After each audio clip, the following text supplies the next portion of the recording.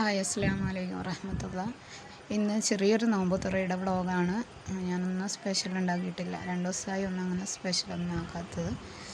അപ്പം ഇതിൽ ഒരു പൈനാപ്പിൾ ജ്യൂസ്, പിന്നെ ഈന്തപ്പഴം പൊരിച്ചത്, പിന്നെ മധുരക്കിഴങ്ങ് പൊരിച്ചത്, പിന്നെ പിടി.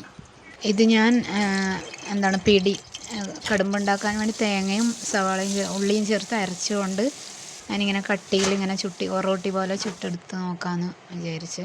കണ്ണൂരുകാർ ഇതിന് ഒറോട്ടി എന്നാണ് പറയൽ, കട്ടിയുള്ള ടയർ പത്തിരി. അപ്പം ഞാനിത് കൂടുതൽ അമർത്താണ്ട് നെയ്പത്തിരിക്കൊക്കെ ഉള്ള കട്ടിയിൽ ചെയ്യുന്ന പോലെ കുറച്ച് കട്ടിയിൽ അമർത്തിയിട്ട് തിരിച്ചും മറിച്ചും ഇട്ട് കുറേ തവണ ഇട്ട് ഇങ്ങനെ പൊങ്ങി വരുമ്പോൾ എടുത്തതാണ്. നല്ല ടേസ്റ്റ് ഉണ്ട് ഇത്.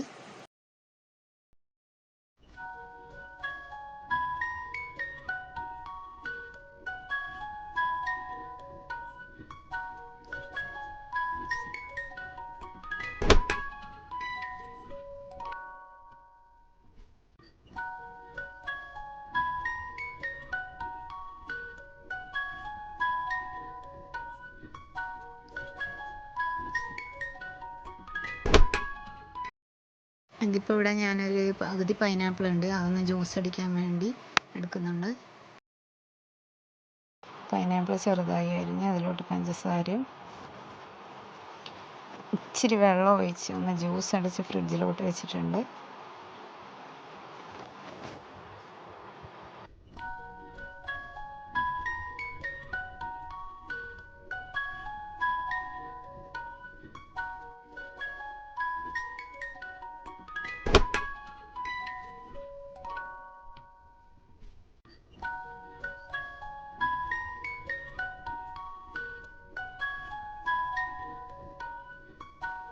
അപ്പോൾ ഇനി കറിക്ക് മീൻ കറിയാണ് വെക്കുന്നത്. അതിനുവേണ്ടി സവാള, തക്കാളി, പച്ചമുളകൊക്കെ അരിഞ്ഞെടുക്കുന്നുണ്ട്. സവാള പൊടിയായി അരിഞ്ഞു, പിന്നെ തക്കാളി.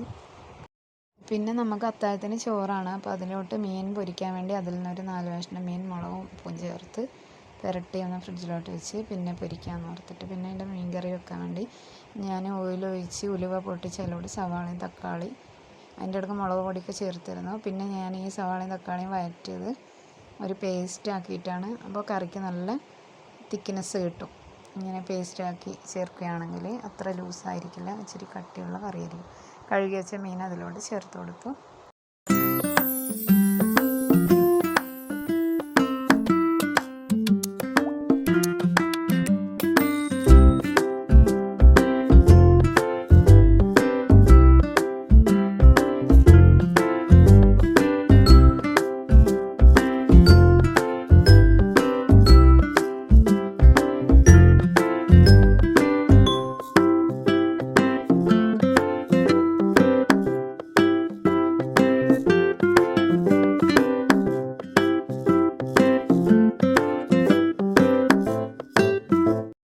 ഇതിപ്പം ഞാൻ മറ്റേ പിടി തിക്കിടിയില്ലേ, അതായത് ഞങ്ങളിവിടെ കടുമ്പെന്ന് പറയും. മോന് ഭയങ്കര ഇഷ്ടമാണ്. മോന് ഇന്ന് നോമ്പെടുത്തുകൊണ്ട് അവനത് ഉണ്ടാക്കണം എന്ന് പറഞ്ഞിട്ട് അപ്പം ഞാൻ പിന്നെ അരി അരച്ചതൊന്ന് വാട്ടിയെടുത്തിട്ട് അത് ഉരുളകളാക്കിയിട്ട് എടുക്കുന്നുണ്ട്. ഇതിപ്പോൾ ഒരു വാഴയിലെടുത്ത് ഞാൻ പിടിയെല്ലാം ഉരുട്ടി വെക്കുന്നുണ്ട്. എന്നിട്ട് അപ്പച്ചമ്പിലോട്ടിട്ട് ആവിയിൽ പുഴുങ്ങിയെടുക്കും.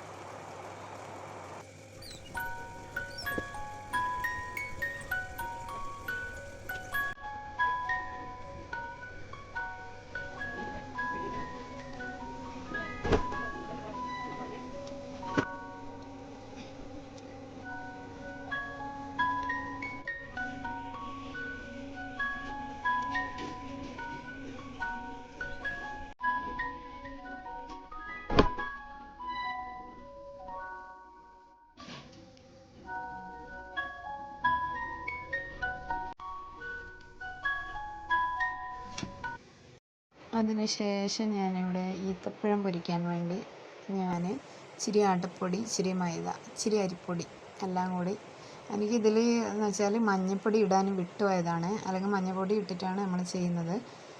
പിന്നെ ഉപ്പും ചേർത്ത് ഒന്ന് ഇച്ചിരി ഈ കൺസിസ്റ്റൻസിയിലൊന്ന് മാവ് കുഴച്ചെടുത്തു. പിന്നെ ഈത്തപ്പഴം ഒന്ന് എണ്ണയിലിട്ട് പൊരിച്ചെടുത്തു.